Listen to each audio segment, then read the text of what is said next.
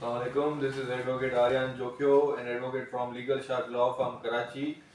Uh, we provide legal services in many cases, in many matters like civil, criminal, family, etc. You can consult us at any time, at any hour of the day or night. You can also visit our office, which is situated in DHA Phase 2 Extension. Complete address is mentioned in description box. So today we will discuss about the problem which mostly the common people face.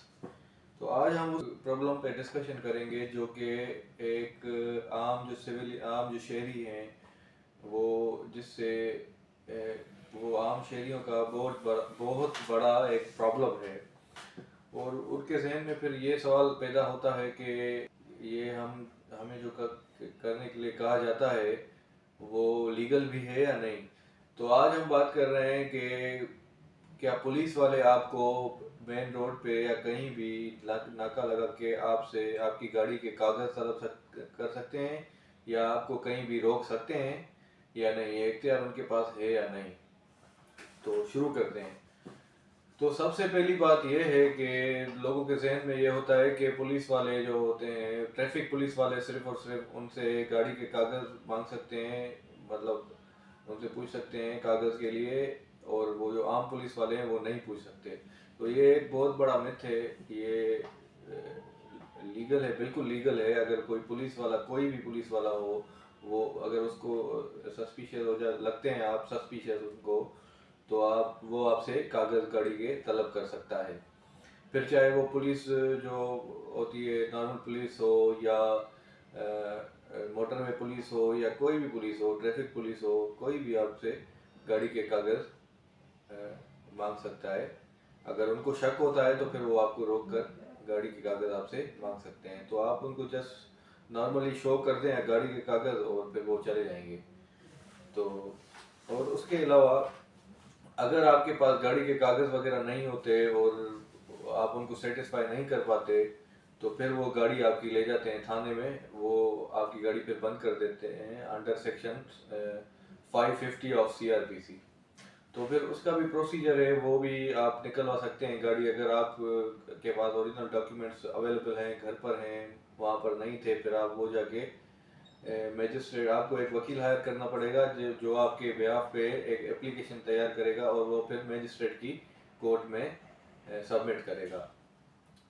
तो उसके बाद फिर उसमें सारी चीज़ें लिखनी होंगी, ये कौन सी गाड़ी है या कौन सी गाड़ी थी, जो इंजन नंबर लिखना पड़ेगा, रजिस्ट्रेशन नंबर लिखना पड़ेगा, और उसके बाद वो फिर आपको वकील साहब के ज़रिए कोर्ट में मैजिस्ट्रेट साहब की अदालत में आपको जमा करानी पड़ेगी।